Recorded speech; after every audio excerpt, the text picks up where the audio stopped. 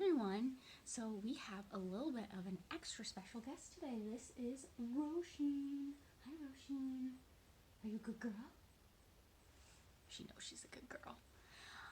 So today, Roisin is here because she's a rescue dog who I adopted, and the whole experience of adopting a dog that's a rescue, particularly a dog who ended up having some behavioral problems from trauma that she experienced, she's taught me a lot about course design and learning just by having her around and in my life. So I thought I could bring my cute furry companion to explain some things to think about when you are designing your courses for all of your students, but particularly someone struggling with some sort of trauma. So the first thing is patience, that it is going to take levels of patience that you would never think that you could tap into, but patience is key. The second thing is empathy, that you never really know the story of another living being, that they could be going through things that you have no idea about. So just approaching things with empathy and understanding that things aren't always what they seem. Also, the third thing is meeting a being where they're at. You can want a living being to hit milestones or hit moments of learning that you feel like they should, or something like that. But living beings, sometimes we can't control where we're at in life. So I'm thinking, for an example, Roisin, I really wanted to go hiking with her. And we're going down there. It became really clear that that was too much for her. So rather than me constantly trying to put her in these uncomfortable positions, I had to accept where she was at, that her milestones were different than what I wanted them or felt like they should be. She was going to move at her own pace of learning.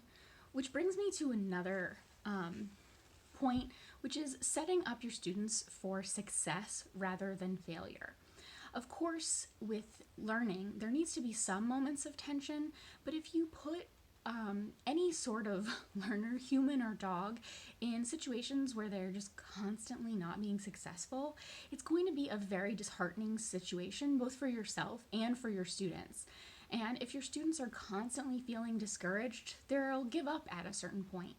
So once you have figured out, where that student is, then keep giving them moments of success, occasionally giving them a moment of tension, but then when it's feeling too much and too stressful, backing off and putting them in the position where they can be successful. The last thing I'll talk about is just positive reinforcement. With Roisin, it's a lot of positive reinforcement in terms of the training that I do, but positive reinforcement their studies have been done on humans as well. For example, there was a study done in Scandinavia where instead of, for speeding, instead of folks getting fines, what was happening was if they were following the speed limit, they would get put into a lottery to win money. And actually, the number of speeding tickets went down. So positive reinforcement has a really important impact on any learner, dog or otherwise. It sometimes seems like it might take a little bit longer, but studies have shown that positive reinforcement actually lasts longer, and whatever is being learned or taught tends to last for a longer period of time. Plus, it's kind of more enjoyable for both you and your students, because who really wants to be yelled at? And most people don't really want to be yelling. So these are some of the things that my dog has taught me about learning.